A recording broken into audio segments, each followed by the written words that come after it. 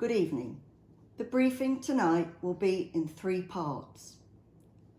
For the first part, I'd like to speak directly to our primary school children.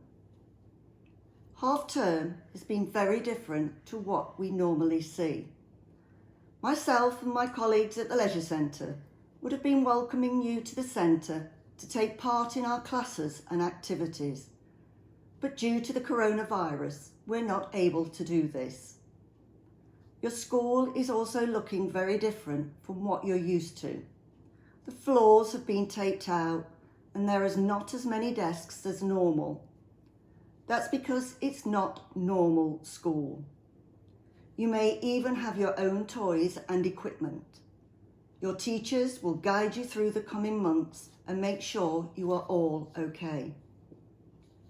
I realise you may be missing your friends and life right now may seem a little scary. I'm here to tell you it's okay to feel a little bit scared and it's okay to have a little cry.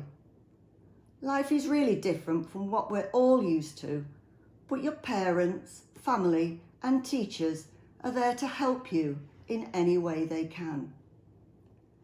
Just remember, whether you're going to be in school or not, to keep to the social distancing of 2 meters.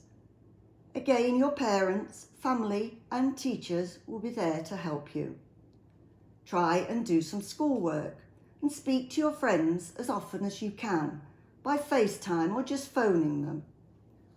From Monday, you can even meet up with up to 6 people from a different house, as long as you keep to the social distancing and it is safe to do so.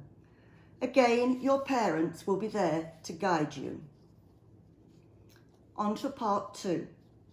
Now I want to speak to our secondary pupils. Your lives too have changed dramatically. Not seeing your friends must be unbearable. Everything has changed for you guys, maybe even your aspirations and dreams. All the work you did preparing for exams probably seems worthless.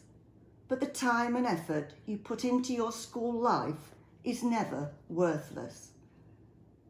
Guidelines will change as we learn more about this virus, sometimes at short notice. As the country starts to unlock, you will find ways of living your life that works best for you and your family.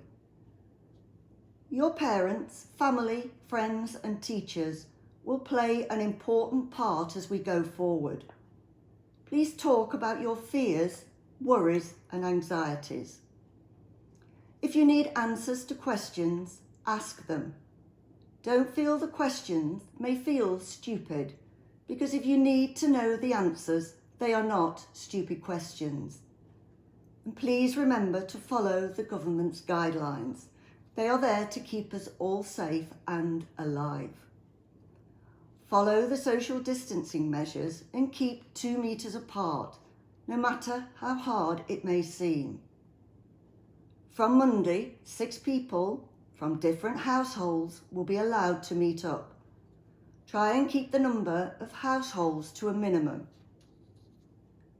To those of you who have disregarded the guidelines completely, I know about your meetings and what you've been up to in the churchyard, the Docky fields, the fields behind Park Estate, the playing fields and the waterside area, and so do the police.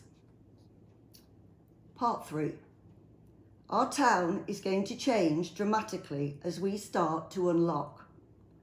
I'm sure you'll all have heard about the changes that will be happening. None of us know how this will work. So I ask that we all work together and be proactive rather than reactive. Work together with your schools too. There will be frustrations and worries. Remember, teachers get upset too when they can't comfort a distressed child, especially younger children. Primary school teachers and staff, many of them volunteering to stay to deep clean all equipment at the end of each school day, along with all our teaching staff, are working incredibly hard to try and move forward. Again, I ask that you work with teachers. As more and more of us return to work, that's going to create problems for schools, and childcare may become an issue.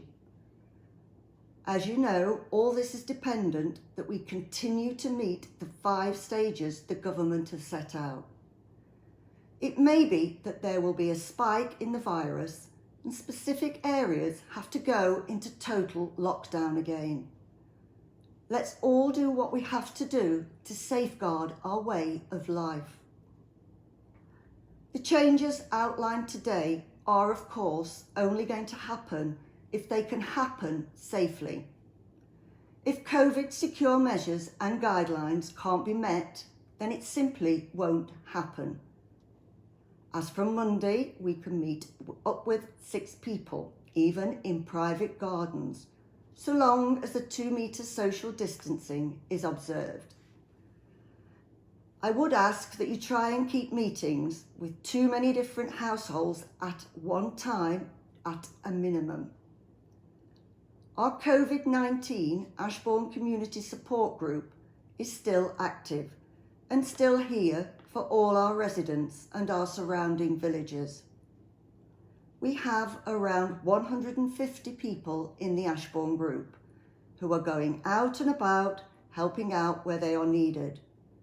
We've been liaising with residents, traders, schools, pharmacies, doctors' surgeries, Careline, the food bank, adult social care, community transport, Derbyshire Dales District Council, Derbyshire County Council, the police and many more. We will continue to be here for as long as we are needed.